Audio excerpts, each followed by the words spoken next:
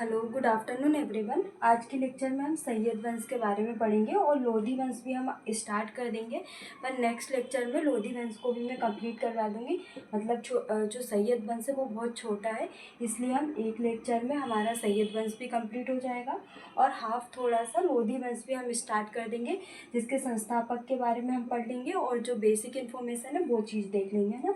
इसमें से ज़्यादा क्वेश्चन तो नहीं आते, सिर्फ 2 मार्क्स के क्वेश्चन आएंगे। 7 मार्क्स के क्वेश्चन तो इसमें से आ नहीं सकते। बाकी अगर ऐसा भी हो सकता है कि ओवरऑल सैयद वंश के बारे में पूछ सकते हैं या ओवरऑल लोधी वंश के बारे में पूछ सकते हैं। अगर पूछेंगे तो 2 मार्क्स में आपको या तो जो सुल्तान है उनके बारे में पूछेंगे, या तो बहलोल लोधी हो गए है ना, मुबारक शाह और महमूद शाह, है ना। इनके सिर्फ 2 मार्क्स के क्वेश्चन आएंगे, आपके साथ 7 मार्क्स के क्वेश्चन नहीं। तो हम इसको थोड़ा पढ़ेंगे, ज़्यादा नहीं पढ़ेंगे, इसलिए मैं आपको ये चीज़ें सिर्फ 2 लेक्चर में कंप्लीट करवा दूँगी।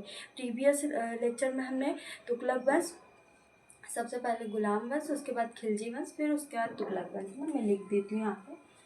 सबसे पहले गुलाम, उसके बाद खिलजी,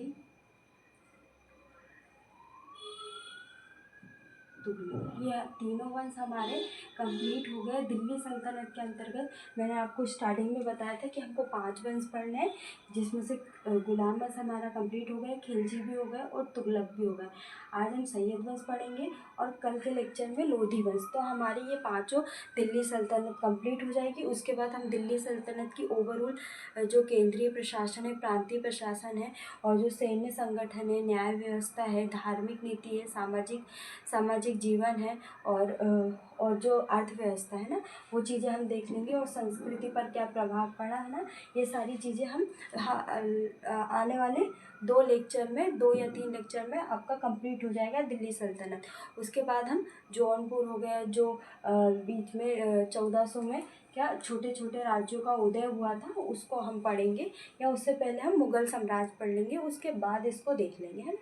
तो ये दोनों बीच में ही हुए, तो हम सीक्वेंस वाइज अच्छे से पढ़ेंगे और मैं आपको रिवीजन करवाते चलूँगी ताकि क्या आपको याद रहे, है ना। सबसे पहले आज हम सैयद वंश के बारे में पढ़ेंगे। इसका शासनकाल कब से कब तक था, तो 1414 से 1451 ईस्वी तक इनका शासनकाल था। अगर हम बात करें इसके संस्थापक कौन है, खिज्र खां। इनका शासनकाल कब से कब तक है, 1414 से 1421 ईस्वी तक इनका शासनकाल रहा, है ना। हमको ये 2 मार्क्स में देखना है। तो सबसे पहले हमको अगर हम लिख सकें तो इसका जो टाइम पीरियड है वो लिख सकते हैं। उसके बाद हम इनकी उपाधि लिखेंगे, क्या है, रैयत ए आला की उपाधि धारण की थी। क्योंकि इनके बारे में हमको कुछ ज़्यादा नहीं है, तो सिर्फ हम ये जो हमारा शासनकाल है वो एक पॉइंट हो गया, उपाधि लिख देंगे।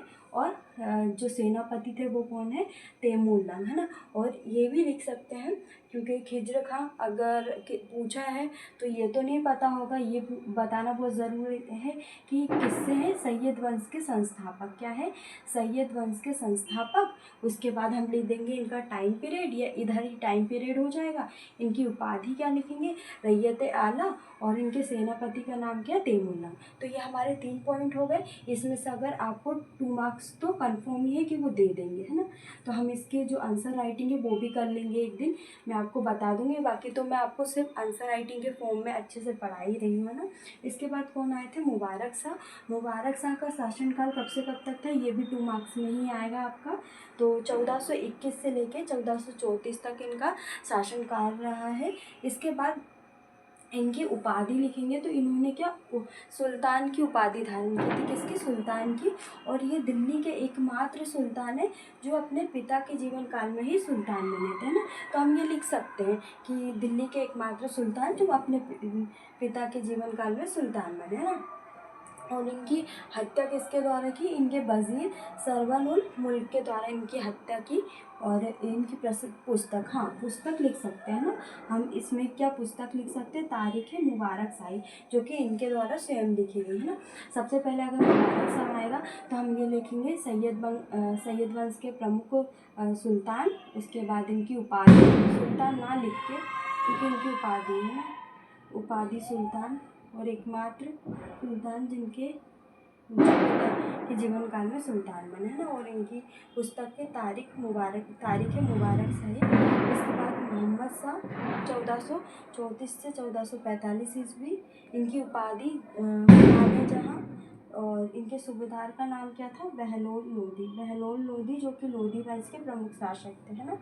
बहलोल लोदी जिसने लोदी वंश की क्या स्थापना की थी, है ना। इनको क्या कौन सी उपाधि दी थी? खाना खा की उपाधि दी थी, है ना। सबसे पहले हम इनके बारे में लिखेंगे कि इनका जो शासनकाल है 1434 से लेकर 1445 तक था।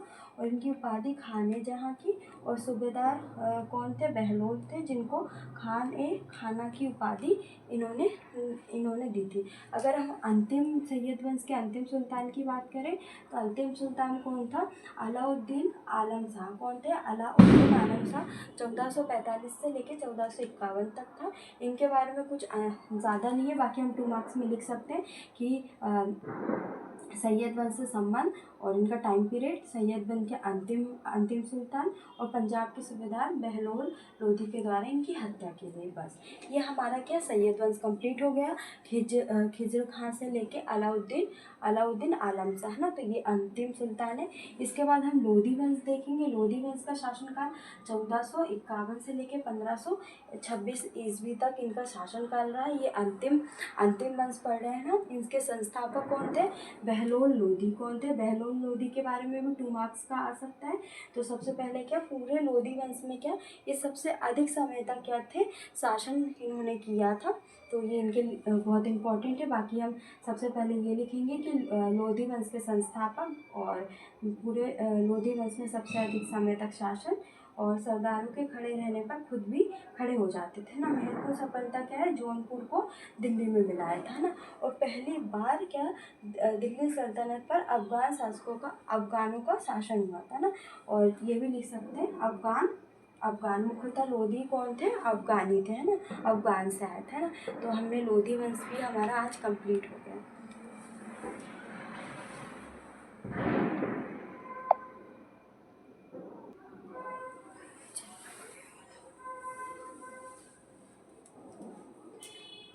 तो आज हमारा लोधी वंश कंप्लीट हो गया, जिसमें हमने अच्छे से 2 मार्क्स का भी देख लिया। ज़्यादातर हमको सैयद वंश और लोधी वंश हमारा नेक्स्ट लेक्चर में मैं आपको कंप्लीट करवा दूंगी। इसके बाद हमको बहलोल लोधी और सिकंदर लोधी और एक और सुल्तान के बारे में पढ़ना है। सिर्फ हमको लोधी वंश में 3 सुल्तान के बारे में पढ़ना है, जिसमें से हमको महत्वपूर्ण कौन सा सुल्तान है? सिकंदर, है ना। सिकंदर है, उसमें भी हमको क्या सिकंदर लोधी के बारे में भी थोड़ा बहुत ही पढ़ना है। और इसमें से भी सिर्फ 2 मार्क्स का आएगा। तो ये दोनों वंशों में से हमारे सिर्फ 2 मार्क्स के आएंगे। तो हमें सिर्फ 2 मार्क्स के आंसर प्रिपेयर करने हैं। बाकी प्री के पॉइंट ऑफ व्यू से भी हमने इसके जो फैक्चुअल डाटा है वो अच्छे से देख लिया।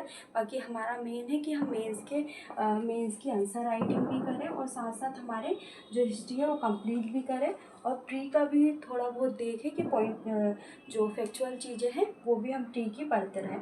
तो हमारा गुलाम वंश कंप्लीट हो गया, खिलजी वंश कंप्लीट हो गया, तुगलक वंश कंप्लीट हो गया, सैयद वंश कंप्लीट हो गया, और लोधी वंश। अब मैं एक बार आपको रिवीजन करवा देती हूँ कि गुलाम वंश की संस्थापक कौन है? ऐबक के द्वारा, है ना। वास्तविक संस्थापक कौन है? इल्तुतमिश, है ना। इसके बाद खिलजी वंश के संस्थापक कौन है? जलालुद्दीन खिलजी। प्रमुख सुल्तान कौन है? अलाउद्दीन खिलजी। तुगलक वंश के कौन है संस्थापक? गयासुद्दीन तुगलक, है ना। और प्रमुख सुल्तान कौन से? मोहम्मद तुगलक हो गया, है ना। फिरोज शाह तुगलक हो गए। तो ये प्रमुख सुल्तान है। इसके बाद डायरेक्ट कौन से? सैयद वंश संस्थापक खिजर खां। उसके बाद महत्वपूर्ण शासक मुबारक शाह और महमूद शाह, और अंतिम अलाउद्दीन आलम शाह। और अगर हम लोधी वंश की बात करें तो बहलोल लोधी। इसके बाद हम इनका अंतिम भी देखेंगे, और जो महत्वपूर्ण शासन है वो कौन है? सिकंदर लोधी। तो आज के लेक्चर में हमारा सैयद वंश कंप्लीट हो गया और लोधी वंश आधा हो गया। नेक्स्ट लेक्चर में हम लोधी वंश कंप्लीट कर लेंगे।